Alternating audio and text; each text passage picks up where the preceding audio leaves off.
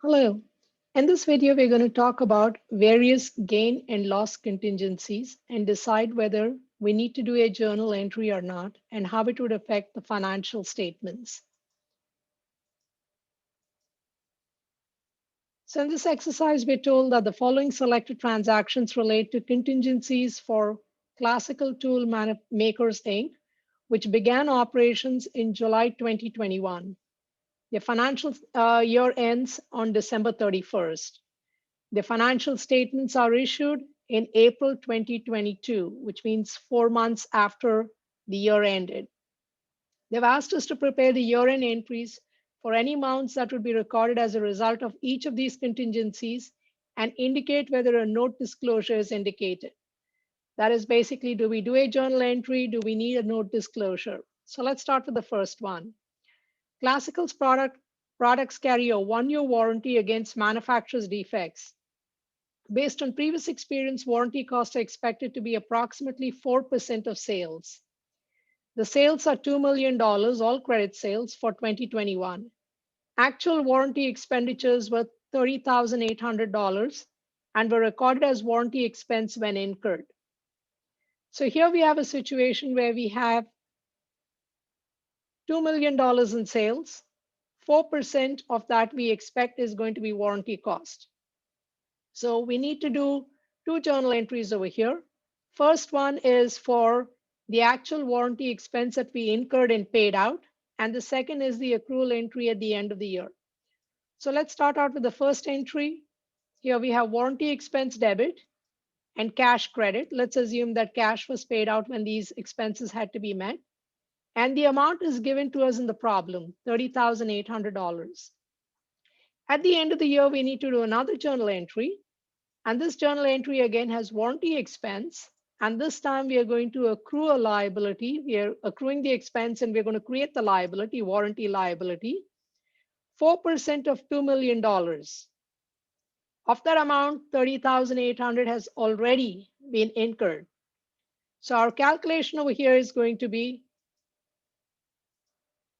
$2 million, 4% is $80,000.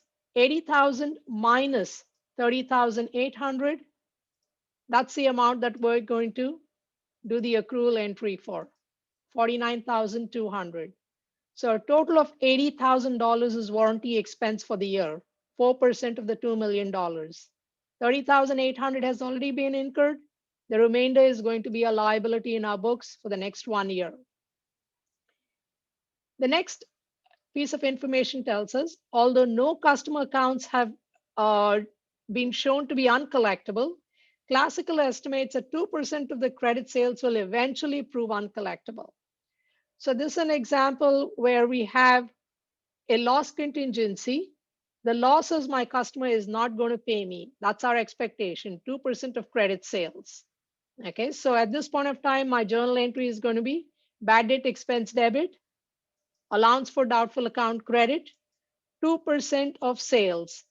The sales they've told us in the previous information is $2 million all credit, 2% of $2 million, the amount is going to be $40,000. Once again, it's 2% of $2 million. This $2 million sale, 2% of it we anticipate we're not going to collect. Therefore, we have created this allowance to indicate that I'm not going to get it. Again, the matching principle states the sales happen in 2021. Therefore, I need to have the bad debt expense also in 2021. The third piece of information given is in December 2021, the state of Tennessee filed a suit against Classical. So the state of Tennessee is suing us, seeking penalties for violations of clean air laws. On January 23rd, 2022, Classical reached a settlement with the state authorities to pay $1.5 million in penalties. So now in this case, the event, the loss contingency event has happened before the year end.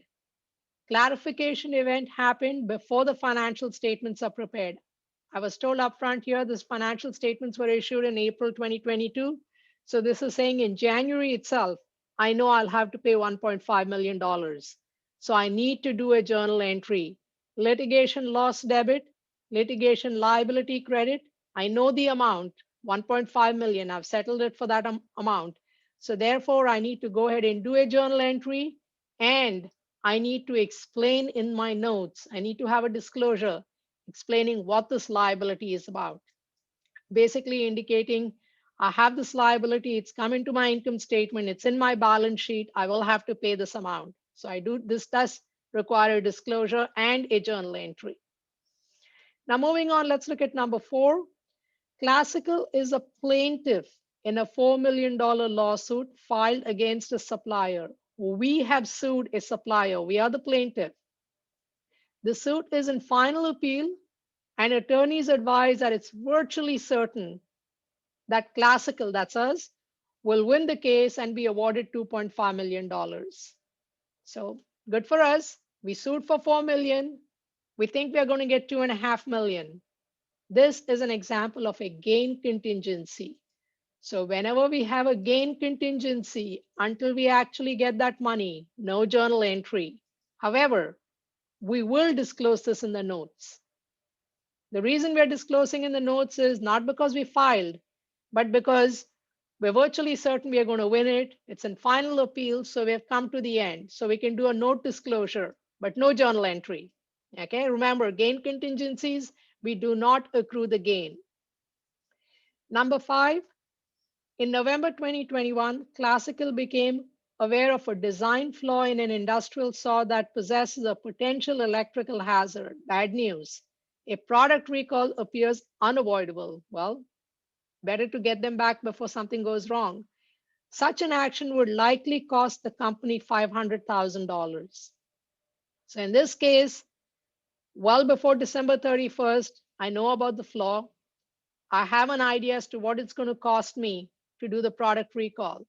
So it's a product recall loss. I debit the loss and I credit the liability. I know the amount. I'm guessing the amount. $500,000 is my best guess. Hopefully, it's not going to be more than that. So this is a loss that I'm going to have due to the product recall. So this loss contingency has to be accrued. Okay, number 6, slightly different. Classical offered $25 cash rebate on a new model of Jigsaw. Customers must mail in proof of purchase, the proof of purchase seal from the package, plus the cash register receipt to receive the rebate. So here's a situation where the customer buys the product, pays the full price, whatever it is. Then when they turn in the receipt and proof, the seal of the purchase, then they're going to get $25. We'll give them $25. Experience suggests that 60% of such rebates will be claimed. So not everyone comes back and claims that $25 even though they buy it. 10,000 jigsaws were sold in 2021. Total rebates to customers in 2021 were $105,000 and were recorded as promotional expense when paid. So this is kind of similar to that first one, warranty expense. Warranty expense, we said that we probably are going to have customers coming back to get something fixed. We already did some of it. The rest we will do later on whenever it happens. We came up with an estimate. So it's along those same lines. So here we have, let's do a calculation of our cash rebates. Okay. How much did we issue? We issued $250,000. How did I come up with that number? 10,000 jigsaws were sold. Each jigsaw has a $25 cash rebate.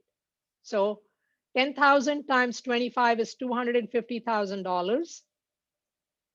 Of that, I expect 60% will be redeemed. So 150,000, 60% of 250,000 is 150,000 is what I estimate will be redeemed. How much has been redeemed already? 105,000. How do I know that that was given in the problem? $105,000. So 150, which I expected to be redeemed, minus 150 that has already been redeemed. This is going to be my liability. Again, we're going to do it very similar to the first piece of information relating to warranty expense. So here I have promotion expense debit, cash credit, and this was the $105,000. This is when customers actually turned in, they made their purchase, they turned in those receipts and the proof of purchase, and I gave them 105,000. The remainder, the 45,000 promotion expense, not yet happened.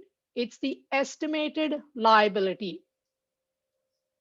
So for cash rebates, coupons, etc., we use the word premium, estimated premium liability. So it's a liability, it's an estimated number, and we need to write, that's how it's typically phrased, estimated premium liability. So we looked at various contingencies. Once again, remember, if it's a gain contingency, you're never going to do it in accrual entry. For loss contingencies, various factors are taken into consideration. If it's probable, reasonably possible, you can estimate the amount, and depending on timing, when did this happen? If the event occurred, the loss contingency event occurred before your year end, then you are going to do the accrual entry. Okay, so always look carefully, read the question very carefully, the information given. What is the fiscal year end? That's the first thing you need to look for. Fiscal year end is December 31st.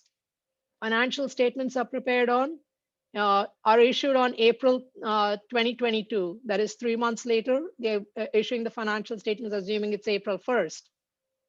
So you have all of January, all of Feb, and all of March.